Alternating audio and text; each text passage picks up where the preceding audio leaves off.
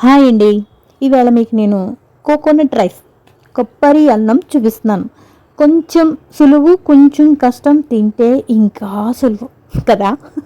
అయితే నేను చేసే పద్ధతి ఏంటంటే, కొబ్బరికాయ పాలైతే మాత్రం కోకోనట్ మిల్క్ అమ్ముతారు, నేను అయితే మాత్రం కొనను. ఎప్పుడైనా సరే ఇంట్లోనే ప్రిపేర్ చేసుకుంటాను. మిక్సీ ఆడేసుకొని శుభ్రంగా వడగట్టుకొని, కొంచెం ప్రాసెస్ కష్టమే, కాకపోతే మనకి ఎప్పుడైనా సరే కష్టం ఎక్కడుందో మనకి రుచి కూడా అక్కడే ఉంటుంది, నేను తెలుసు కదా అందరికీను. అయితే కొంచెం నెయ్యి, కొంచెం నూనె, ఎక్కువ నెయ్యి అయితే మాత్రం కూడా వాడను నేను. అయితే ఇవన్నీ కూరలు కొంచెం బంగాళదుంప ఒక్కటే వేసాను, క్యారెట్ ఒకటే వేసాను, ఉల్లిపాయ 2 ఉల్లిపాయలు, ఒక 4 పచ్చిమిరపకాయలు వేసుకుని కొంచెం మసాలా సామాన్లు కూడా ఎక్కువ నేను ఏమీ వేయలేదండి. ఒక 2 మసాలా ఆకులు ప్లస్ లవంగాలు ఒక 2-3, యాలక్కాయ ఒకటి, ఇలాగే సింపుల్గా అనమాట. అంటే ఓవర్గా ఉంటే అది బిర్యానీ లాగా అయిపోతుంది, కాకపోతే సింపుల్గా వేసారనమాట. ఈ మిల్క్ చేసుకోవడం అనేది కొంచెం కష్టమే, కాకపోతే బాగుంటుంది టేస్ట్ అయితే మాత్రం. బయట మాత్రం ఇలాగ మనకి చాలా కాస్ట్ ఎక్కువ కూడా తీసుకుంటారు.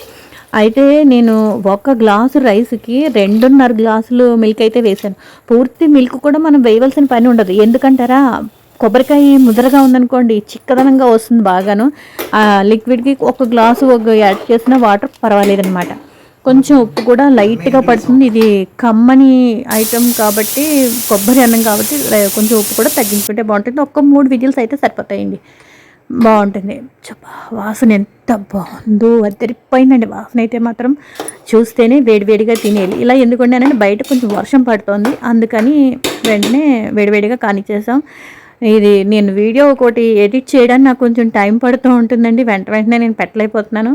దేవుడికి వాటికి వెళ్తాను. కొంచెం ఈ తిండి కన్నా కొంచెం దేవుడి మీద శ్రద్ధ అయితే మాత్రం నేను ఎక్కువ పెట్టాలి అనుకుంటూ ఉంటాను, చేస్తూ ఉంటాను కూడా. అందుకని లేట్ అయిందనమాట ఎడిటింగ్. కొబ్బరి అన్నం సూపర్.